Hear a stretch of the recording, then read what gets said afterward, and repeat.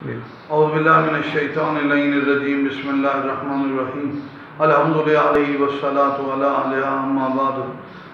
فقد قال المعصوم علیہ السلام الحق مالی والی مع الحق۔ مومنین کرام، اگرچہ یہ متداول موضوع، اس پر بڑی گفتگو ہو چکی ہے، لیکن ہم ایک اور زاویے سے بولنا چاہتے ہیں۔ سرکار امیر المومنین کا مقدس دربار ہر زمانے میں حقانیت کی علامت رہا، اور آج بھی نجف علم کا مرکز اور امیر المومنین کی خیرات سے ہی تمام بلندی اور عروج ہے۔ علی عالم نہیں، علی عین علم ہے، میرے مولا کو ماننا ہی علم کی علامت ہے۔ تاریخ کے حقائق میں بڑے عجیب اور عظیم واقعات ہیں جو نجف کی طرف معجزات کے حوالے سے یا علمی حوالے سے مربوط ہیں۔ مولا علی علیہ السلام کی شہادت کے بعد اگرچہ ہارون کے دور تک مولا کی قبر مخفی رہی، اور 100 سال سے زیادہ بنی امیہ کے پراپوگنڈوں کے تحت مولا کے مقام کو گھٹانے کی کوشش ہوتی رہی، لیکن تاریخ گواہ ہے علی کے دشمنوں کے کوئی 1%، آدھا فیصد بھی اثر باقی نہیں، لیکن نجف اور مولا کے دربار اور مولا کے معجزات تاریخ کے سینے میں محفوظ ہیں، اور ہر مذہب، ہر مکتب، ہر ملت، حتیٰ کہ عیسائی، جارج اور داک اور باقی تمام تواریخ میں مولا کے فضائل کا بیان زمانے کے تحت بڑھتا ہی جا رہا ہے۔ ہم نجف اشرف کا ایک واقعہ بیان کرتے ہیں، جس واقعے میں ہم کسی تعصب یا کسی پر اٹیک کیے بغیر 2 طالب علموں کی بات تھی، 2 مختلف فقہوں کے طالب علم تھے، اور ایک کمرے میں رہتے تھے نجف میں۔ ایک امیر المومنین اور ان کی اولاد کے ساتھ مربوط تھا، دوسرا دوسروں اور مذہب سے تعلق رکھتا تھا۔ ایک دن جو مولا علی کو امام اول نہیں مانتا تھا، اس نے کہا کہ یار 5-6 سال گزر گئے، ہم نے گفتگو نہیں کی، آپ کو ہمیں چاہیے کہ ہم حقائق پر ایک دوسرے پر بحث کریں۔ اس نے کہا مجھے ضرورت نہیں ہے، میں آقا کریم کے دربار میں ہوں، مجھے یقین بھی ہے، اور میرے مولا کا دربار نورانیت حضرت کا روضہ سامنے، مجھے ضرورت نہیں تھی، لیکن چلو تم کہتے ہو تو ایک حجرے میں معین ہو گیا، جس پر بحث شروع ہوئی، جس میں جو مومن تھا اس نے مولا کی حقانیت کے متعلق ادلہ غدیر، جناب سیدہ کا تذکرہ، امامت پر بحث، اور ائمہ عصمت و طہارت کے مکمل عظمت اور کمالات جو قرآن میں بطور نص موجود تھے، نبی کے فرامین احادیث سے، تشیع و تسنن کی کتب سے واضح کیا۔ کئی دن تک مناظرہ چلتا رہا، لیکن بالآخر ضد پہ ہی رہا کہ میں علی کو اول نہیں مانتا۔ مولا علی کے متعلق اس نے ایمان نہ لایا، علی کے حقیقی منصب کو قبول نہ کیا، حتیٰ کہ جناب سیدہ کی بات ہوئی تشیع و تسنن کی کتب میں، اس نے کہا کہ بی بی دکھی دنیا سے گئی، اس نے کہا میں نہیں مانتا۔ باتیں چلتی رہیں، جب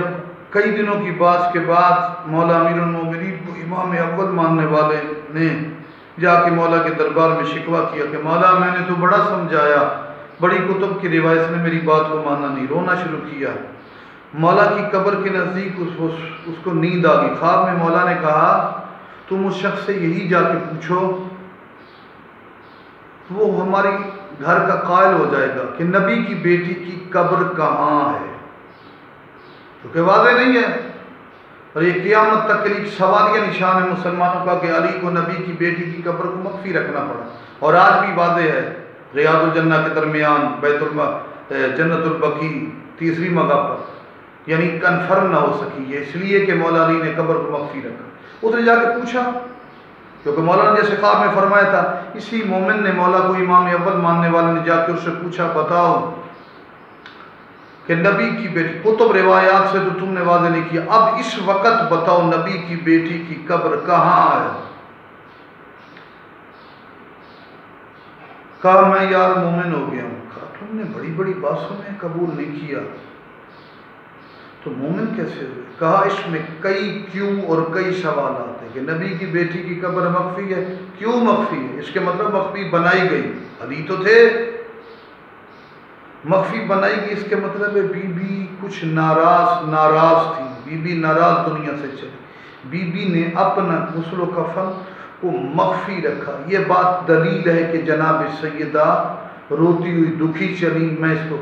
اور آج بھی دیکھ لیں مسلمانوں، اگر تواریخ اور کتب سے نہیں، ہم کسی پر اٹیک نہیں کر رہے، بی بی کے چل کے جانے کا، بی بی کے بابا کے بعد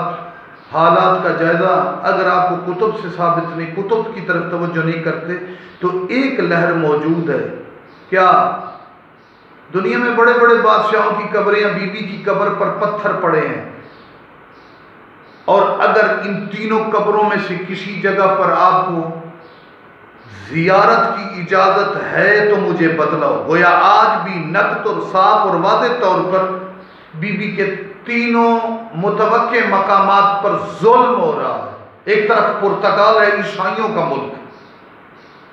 وہاں پر بی بی کی شبیہ بنی ہوئی ہے۔ انگریز تو نبی کی بیٹی کی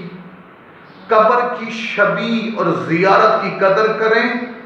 مسلمانوں کے لیے قیامت تک ایک طرف سوالیہ نشان کے زہرا جناب سیدہ کی قبر مخفی ہے، دوسری طرف بی بی کی قبر کی تعظیم، زیارت، دعا کی کوئی اجازت نہیں مدینہ کے شہر میں، بی بی کے بابا کے شہر میں۔ تو نیوٹرل ہو کے خلوت میں بیٹھ کر سوچنا کہ 1400 سال گزر گئے، بی بی کی قبر مخفی بھی ہے، اور ان متوقع مقامات پر بی بی کی زیارت کرنے سے کلمہ پڑھنے والے منع کر رہے ہیں۔ تو کیا اگر زہرا کی یہ مظلومیت بھی تمہیں نظر نہیں آتی تو تمہاری اپنی قسمت۔ مالک ذوالجلال اس بی بی فاطمہ کے، فاطمہ کا معنی اپنے ماننے والوں کو آگ سے بچانے والی، جس کے بیٹے جوانان جنت کے سردار ہیں، جس کے گھر کو ماننا ایمان اور اسلام اور حقیقی معرفت ہے، حقیقی اور اوریجنل اصلی دین ہے۔ مالک اس بی بی اور بی بی کے گھر کو حقیقی طور پر جو ان کا حق ہے اس طرح ماننے کی توفیق عطا فرمائے، اور بالخصوص مسلمان پرتگال میں جو شبیہ ہے اس کی انگریز قدر کر رہے ہیں، کہیں غیروں سے ہی اہل بیت کے گھر کی قدر سیکھنے کی بھی کوشش کریں۔ السلام علیکم ورحمۃ اللہ وبرکاتہ۔